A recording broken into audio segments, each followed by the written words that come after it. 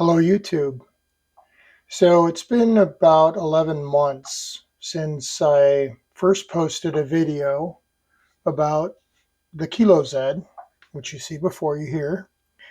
Um, and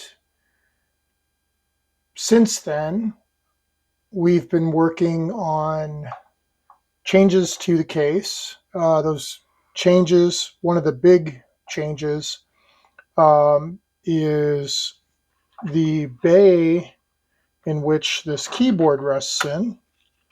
So this keyboard uses Cherry MX mechanical key switches, and these are the full height key switches. And I kind of showed that in the previous video. The downside, in my opinion, and my brother as well, is that when you put these full height keycaps in, even dropping it this far inside the case, is that the key switches seem to really block the nose of the computer. I guess you would call this the forehead, maybe. If this is the chin and maybe this is the forehead. At any rate, there's quite a bit of blocking there. And looking at it from this side, you can kind of see how high those key switches stick up. And so I thought, why not go to low profile key switches with low profile keycaps? And so what we did is we came up with a more shallow case design, and using the low profile keycaps. And so you can see there's a marked difference here. And then of course, when you look at how far the keys stick up, it's a really big difference. And so one of the challenges was that the full height key switches have a different hole pattern to them. So if I put these and get these side by side, the pins, the location of the pins is opposite and different. So I mean, it's try not to get too much glare here. You can kind of see side by side that they're not the same. So I did have to design a new circuit board, and I also just used my prototype water slide decals to make these keycaps. I have been looking into a more permanent and a more professional way to get these legends onto the keycaps other than using water slide decals, because it's very time consuming, and you can probably tell if you look at some of these that some of the legends are a little bit skewed, and it's really hard to eyeball them when you're just looking at the keycap and get them straight while you're fiddling with the water slide decal. And so back in 2023, so going on 3 years ago, I reached out to a company called WASD Keyboards, and they were using dye sublimation technique to make custom keycaps. And they were big in the gaming community and the custom keycap community. They had a pretty impressive website. You could go on there and you could, submit a design, and they could print your keycaps at a pretty reasonable cost, even for small quantities. But when I reached back out to them, or tried to reach back out to them last year, I found out that they went out of business, and I think it was probably around October of 2024. So I was really disappointed about that. But then I started, poking around and trying to find other businesses that would be able to print on the keycaps. And can't remember who I spoke to, but somebody referred me to another company. And that company is in Canada. And they are 3D keycap.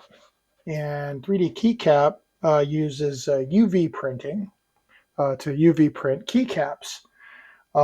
So that's one of the really big developments since the last video. The other thing that I've done is I came up with a model. My brother printed this on his printer. This is a new bezel.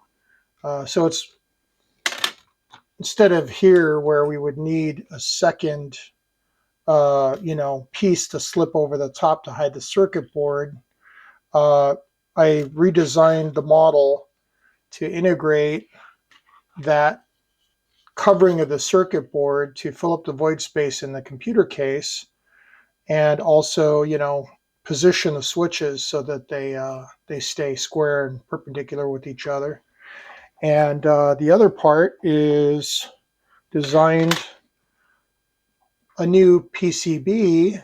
Why not go black, right? I mean, this is maybe more of a dark gray. I don't know how it's going to show up on video here, but when I ordered it from JLC PCB, I ordered black. And one of the other big changes, other than excuse me, making it so that these key switches fit the low profile key switches, I also moved the header from the edge of the board. So looking at the older design, the ribbon cable header connection is way up at the top edge here, which was causing interference in the case, and we'd have to hollow out an area in the case, as you can kind of see here. And we decided to rather use the channels inside, right in here, to run the ribbon cables through. I'm all over the place. Right down in here to run the ribbon cable in, and then not need to make the notch out right here. So by moving the header to the middle of the board, and it still gives us room to, let's see if I can get this in camera pretty good. Still have room for the switches. So I'm going to kind of put a little bit together just so you can see this. So here's this piece, and I'm going to get a couple of these low profile key switches. These are Jade series, Gatoron Jades. Everybody say, ooh, ah. And flip this around the right way. So yeah, these key switches just pop right in. And come on. Unless I did this wrong. Let me see. Did I got this right? Yes. First one's always tough.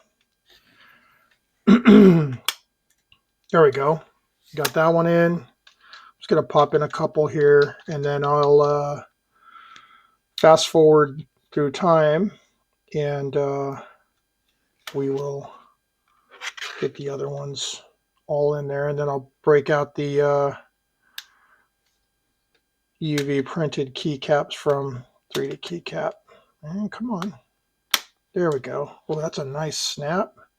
I didn't bend any pins, can you? Okay, so we'll fast forward here in a little bit. All right, look at that. The modern marvels of science. Okay, so here we go. Got the new key switches inside the bezel and the circuit board. I didn't solder them. At any rate, so we've got this. And now, here's the fun part. So open up this nice packaging, by the way. I really dug this. And so what the folks at 3D keycap did is they actually included some of the original prints that, were earlier attempts. Like this one here, for example, you can see, let's see if I get out of camera here. But, like this one here, there were some, some issues. And through iteration, just kept getting better and better until we've gotten to this set here. And then the other ones are right here. And get this packaging out of the way. And so here we can see a complete set with some other sample keys. There's this really neat, this is a really neat example of printing in multiple colors and also printing across this transition here to actually put symbols on the face. This is for a MathCAD keyboard set that 3D keycap worked on with somebody else. Really neat result there. And so at any rate, we could start popping a few of these on here, and then I think I'm going to do the same, just jump forward. So there's one, and fumbling around here. There's two. So yeah, that's looking amazing right there.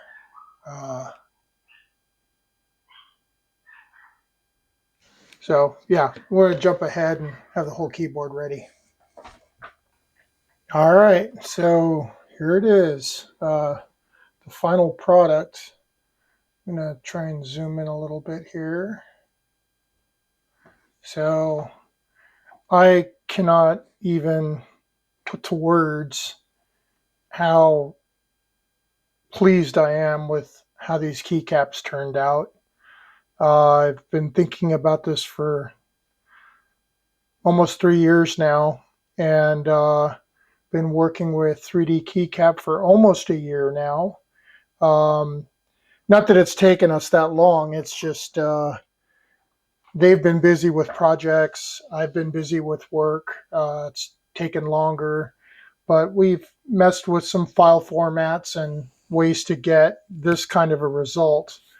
And yeah, I'm just without words. This just looks amazing.